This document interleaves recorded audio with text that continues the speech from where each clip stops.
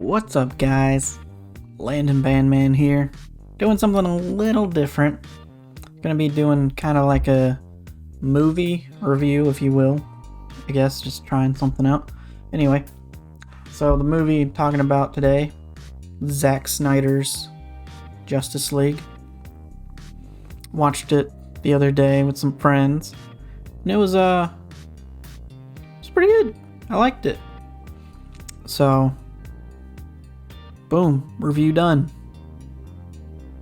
Kidding. So my thoughts on it. It was, for 4 hours, it was pretty well paced. I didn't feel there were any like slow moments where I'm like, can we just get this going?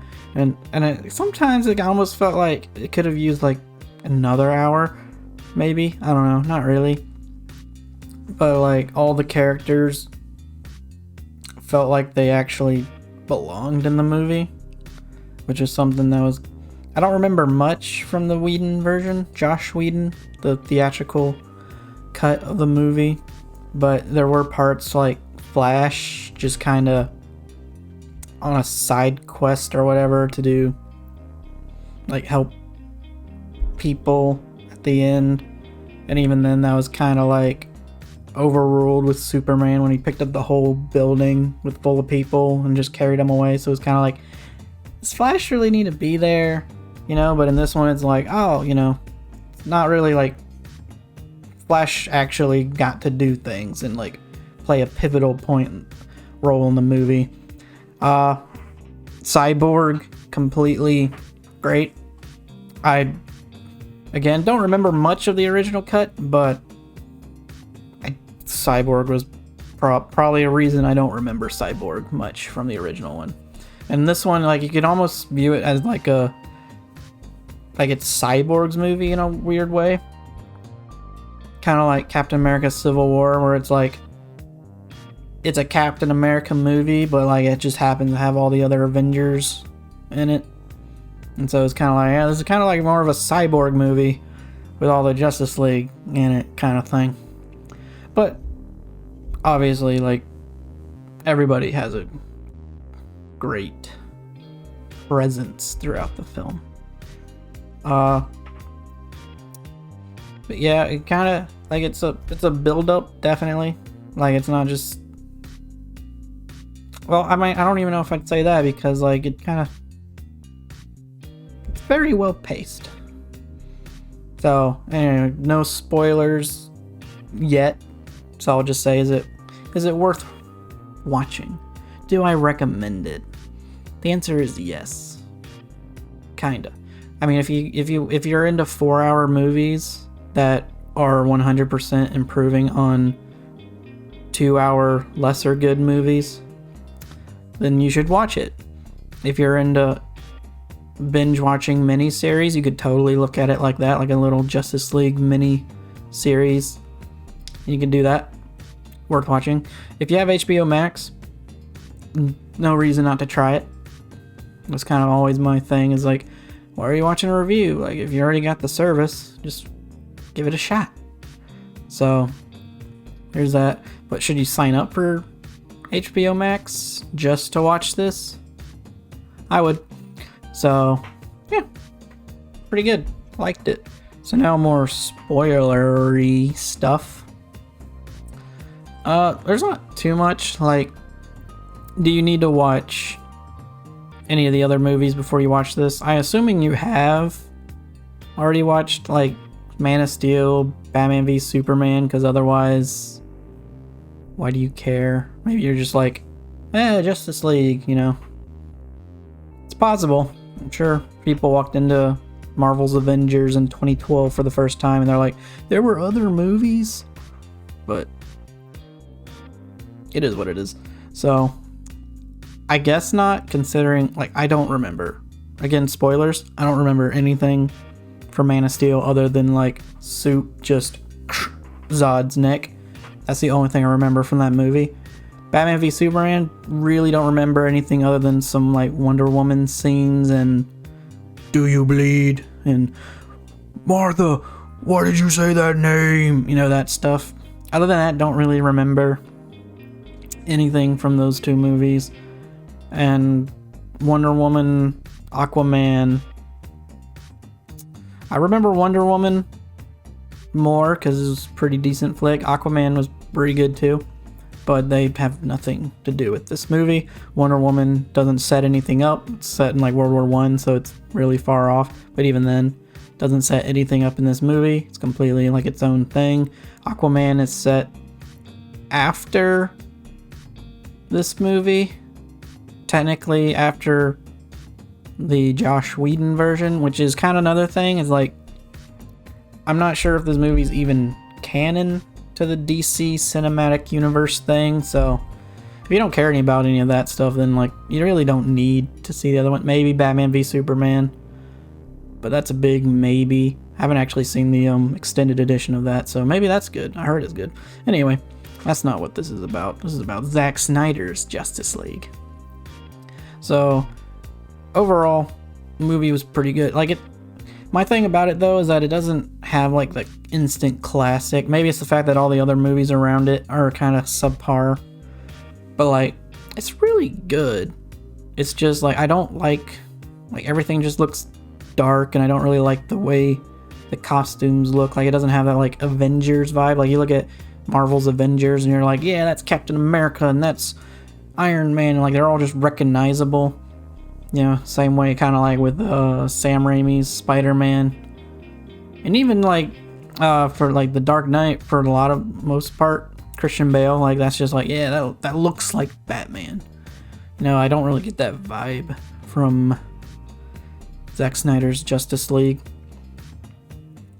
You know, like I just, even though like Batman's design is clearly like based off of what is it, The Dark Knight Returns, which is fine, but also like that's like when he's like 50 or something and he's like coming out of retirement or whatever. So it's just kind of weird that you'd use that when he's like kind of supposed to be his prime. So that was weird.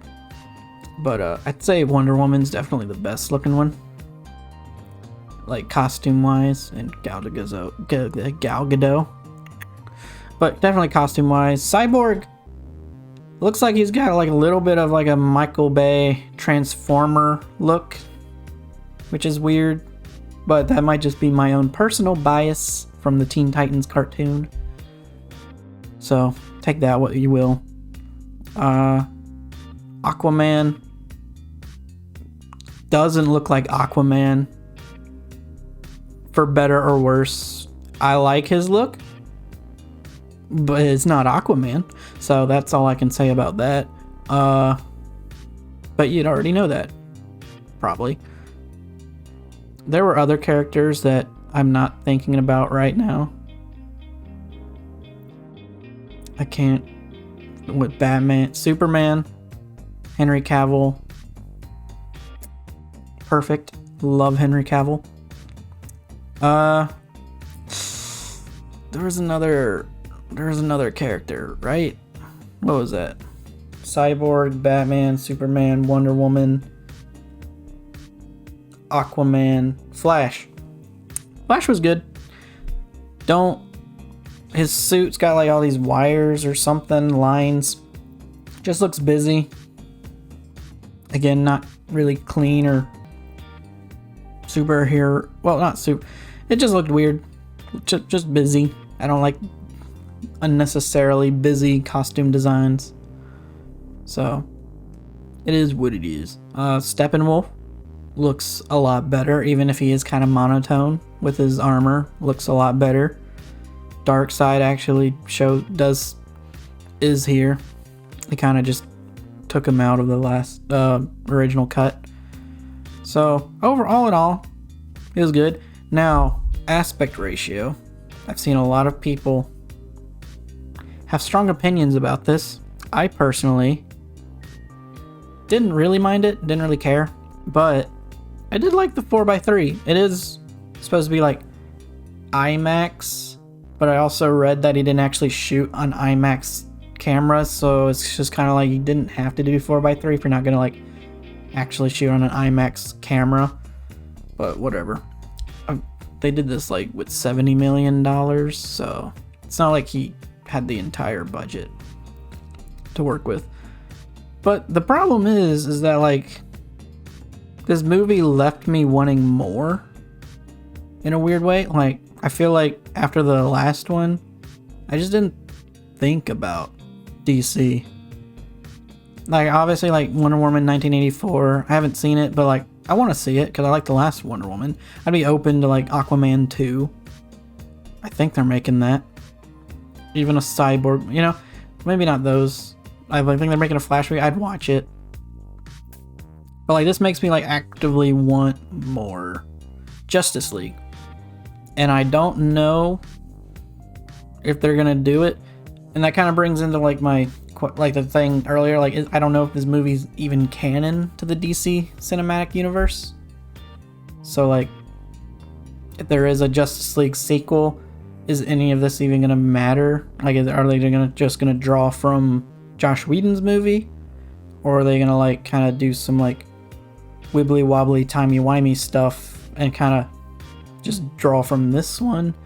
Because like I don't think, if I remember correctly, like there was no really specific references in Aquaman, and that movie took place after Justice League, so there weren't really any issues there, I don't think. So theoretically they could just keep pushing the Snyder verse or whatever, but we'll see.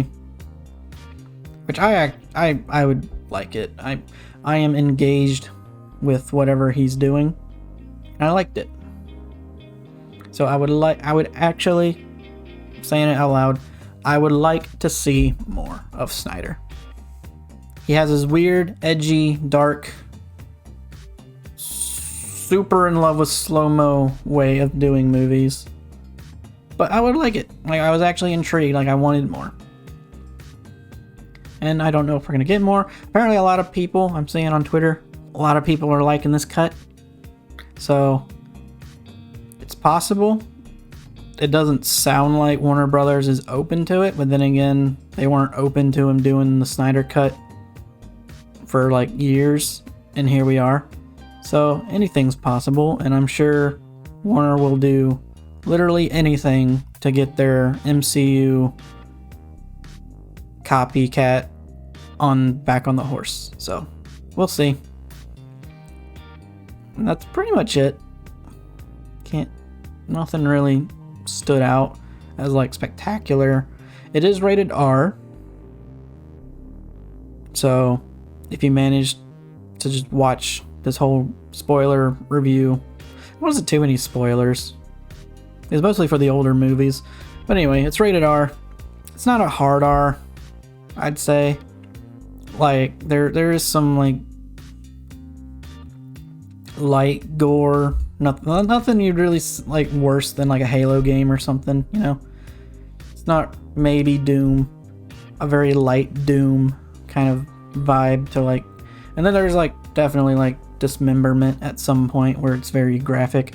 But I think the R rating definitely comes from like 3 uses of the F-bomb. So if you don't like when movies use the F-bomb 3 times specifically, then stay away from this movie. But if you're fine with specifically 3 F-bombs, no more, no less, just 3, then you'll like this movie. And that's really all there is to it. I'll see about watching the original again, and maybe this one again, and see if do what I think about both the films, because I don't remember the first one or the original cut. I don't, and I didn't go back and watch it. So yeah, it's a good movie. If I gave it a number, I don't know. Honestly, I don't like giving numbers. It's just would I recommend it to a friend or not? Because it's subjective. Of course, it's a review. You come from my subjective opinion, I suppose. I don't know. It was above average. Above average. It was for 4 hours you have a lot of time to set up the movie and like have plot points and give every character time and stuff. Like it was, I would almost, I don't know, like giving numbers is hard. Like I'm leaning toward like an 8 or 9 out of 10.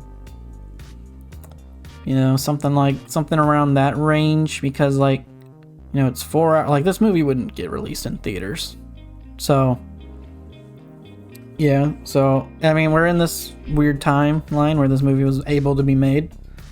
So it's 4 hours, and all the, you know, it really does fix like all the none of the characters felt like they didn't belong, or like Superman was just, you know, Superman. You know, their Cyborg had a thing. Batman kind of got, if any character was pushed off, it would probably be Batman.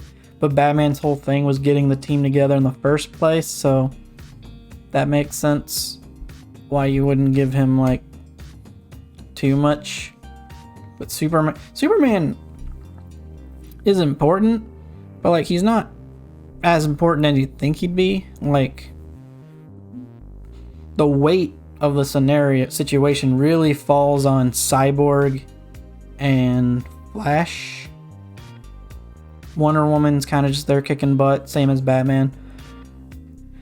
But yeah, there's definitely, the weight of the movie is definitely on Cyborg and Flash, which is completely opposite of the Josh Whedon cut. So, and Superman definitely, he pulls his weight. Like none of the characters don't pull their weight, if that makes sense. All the characters have something to do. They all play an integral part of winning the day. And ultimately, like, it feels like this is a Justice League movie, not a let's just sit around until Superman gets here movie, which is what the other one was, basically. So that's my review. I'd give it a 9 out of 10, sure. Let's go with that. 9 out of 10. I would 100% watch this movie again. I have no doubts about it. I kind of want to. So, like, I might have to get HBO Max and watch it. Because I watched it at a friend's house. We had, like, a watch party. It was good. But I might actually drop $15 and watch it again. Just for the funsies. Especially if, like, they just re-release it in black and white. Like, I have no reason not to watch it at that point. Like, I'd be like, yeah, it was a good movie. I'd watch it again, even if it was just black and white. Now, would I buy it if it came out on Blu-ray? That's the question. I don't think so. Like, I don't think it's one of those movies that I'm like, I need to own it and put it, like, on my shelf over here. Cameras are hard. Like, over here. There we go. Like, I don't think I need it, like, right there on my shelf. There we go. Like, up. Okay, there. Like, over here. Like, I don't think I need it over there. Like, I already got Wonder Woman, so I wouldn't mind this one, actually. Like, there was a lot of good things about it. I probably would buy it. Thinking about it, I kind of want to. Like, it was not a bad movie. You should watch it. It was great. 9 out of 10. If I did decimals, 9.53. I don't know. 9 out of 10. It was a good movie. Watch it. This doesn't need to be 20 minutes long, so if you haven't watched it, go watch it, clearly. If you plan on watching it, go watch it. If you don't plan on watching it, that's your choice.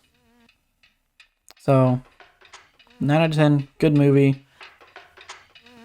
No, there's nothing outwardly bad about it. So, it's a good movie. Watch it. Alright. See y'all in the next one. Thanks for watching.